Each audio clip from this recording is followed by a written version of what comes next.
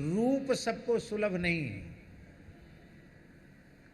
लीला भी सबको सुलभ नहीं है, और धाम भी सबको सुलभ नहीं है, पर नाम सबको सुलभ है। महाराज जी, नाम रूप लीला धाम में भेद नहीं है, पर इन चारों में सबसे श्रेष्ठ क्या है? इन चारों में सबसे श्रेष्ठ नाम है। क्यों नाम श्रेष्ठ है? क्योंकि नाम में सौलभ्य गुण सबसे अधिक है। रूप सबको सुलभ नहीं है, लीला सबको सुलभ नहीं है, धाम सबको सुलभ नहीं है, पर श्री नाम सबको सुलभ है। दुनिया के किसी कोने में रहकर नाम का आश्रय लिया जा सकता है। और एक बात तो बड़ी सूक्ष्म है, बहुत सूक्ष्म बात है। वो सूक्ष्म बात ये है कि हमको दिखाई नहीं पड़ रहा है महाराज जी, असंख्य जीव हमारे चारों ओर घूम रहे हैं, असंख्य जीव जिनको हम अपनी आंखों से देख नहीं सकते हैं। और जब वैष्णव प्रेम से हरिनाम का संकीर्तन करता है तो असंख्यों जीव जो एक एक क्षण में उत्पन्न होकर नष्ट होने वाले हैं, उन असंख्यों जीवों को महा महिमामय भगवान नाम का दान प्राप्त होता है। उनके जन्म के समय, उनके देह त्याग के समय वे भी अपनी योनियों से मुक्त होकर भगवान के धाम को जाते हैं और आशीर्वाद देते हुए जाते हैं। इसलिए भगवान नाम के संकीर्तन से बड़ा दान इस पूरे ब्रह्मांड में और कोई दूसरा नहीं है। नाम का दान सर्वोपरि है।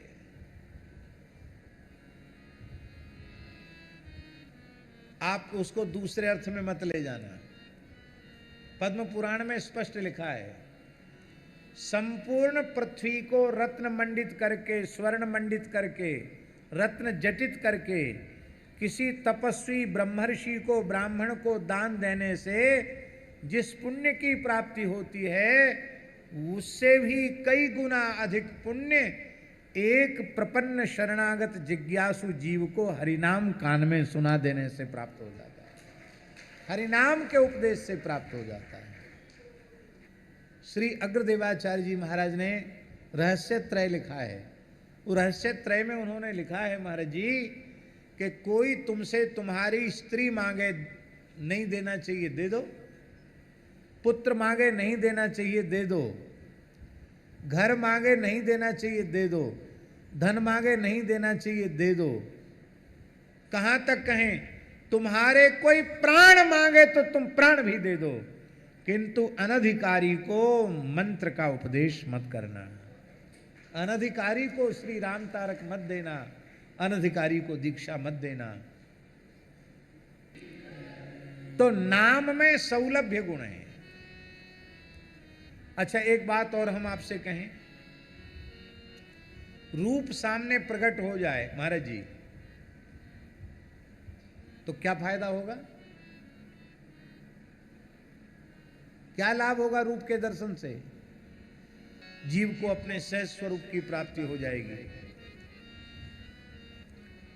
शूर्पणखा को क्यों नहीं हुई? शूर्पणखा के सामने रूप प्रकट है, उसको सहज स्वरूप की प्राप्ति तो नहीं ही भाई, भगवान से झूठ बोल रही है वृद्धा विधवा और कहती है कि ताते अब लग रहूं कुंवारी। कितना झूठ बोल रही है। उसको स्वरूप शकुनी दर्शन करता है कृष्ण का कि नहीं? दुर्योधन दुशासन दर्शन करते हैं कि नहीं? क्यों नहीं मिला इनको स्वरूप? रूप दर्शन हो रहा है, द्वेष की आग में जले जा रहे हैं, ईर्ष्या की आग में जले जा रहे हैं, रूप दर्शन का क्या लाभ मिला?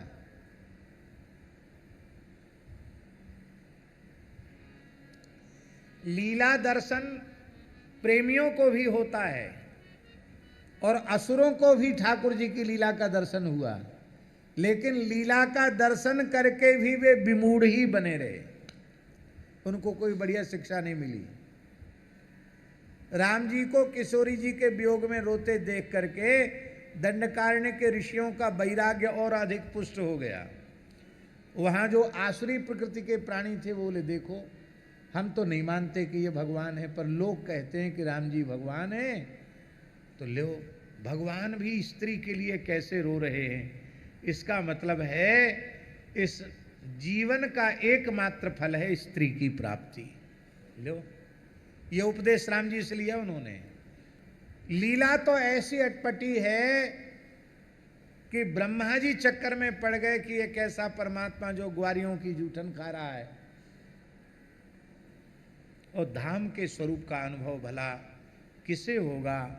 स्वयं धाम महाराज कृपा करें तो धाम की एक झलक प्राप्त करके जीव धन्य हो सकता है। या धाम की निष्ठा जिनमें प्रबल है वे आचार्य कृपा करें तो अपात्र कुपात्र जीव को भी धाम की झलक मिल सकती है। अब हम जो कहना चाह रहे हैं उस पर ध्यान दें। हम ये कहना चाह रहे हैं कि जो नामाश्रयी हैं रूप का आस्वादन करके सहज स्वरूप की प्राप्ति भी उन्हीं को होती है। महाराज जी दोनों स्त्री पात्र हैं। शूर्पणखा के नाक कान कट गए और सबरी ने राम जी का दर्शन किया तो सबरी को सहज स्वरूप की प्राप्ति होगी। क्यों? सबरी भजन में लगी हुई है। नाम से रूप की प्राप्ति होगी तभी रूप का आस्वादन कर सकेगा।